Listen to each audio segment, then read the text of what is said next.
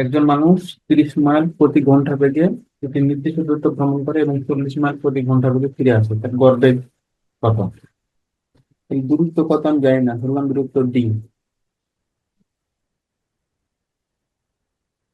তাহলে আসার সময় দূরত্ব হবে ডি, যাওয়ার সময় বেগ হচ্ছে 30, আসার সময় বেগ হচ্ছে 40। তাহলে যাওয়ার সময় সময় হুম। লাগবে কত? D/30। আসার সময় হুম। সময় লাগবে হচ্ছে D/40।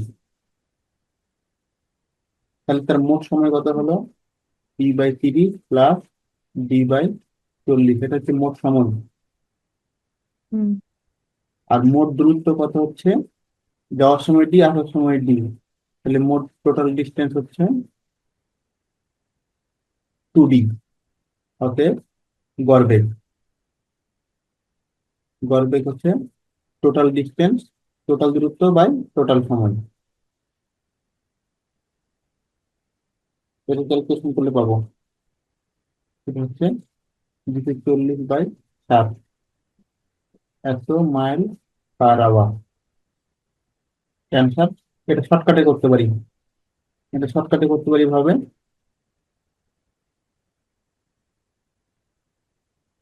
2xy/x+y,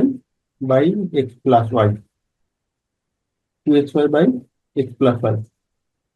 এক্স বলতে হচ্ছে 30, ওয়াই বলতে হচ্ছে 40, নিচে হচ্ছে 30 + 40। যখন একই দূরত্ব ভিন্ন ভিন্ন ভাবে যাবে আসবে, এটা ক্যালকুলেশন করলে পাবো 240/7। এটা উঠে রাখতে হবে, কত মাইল পার আওয়ার।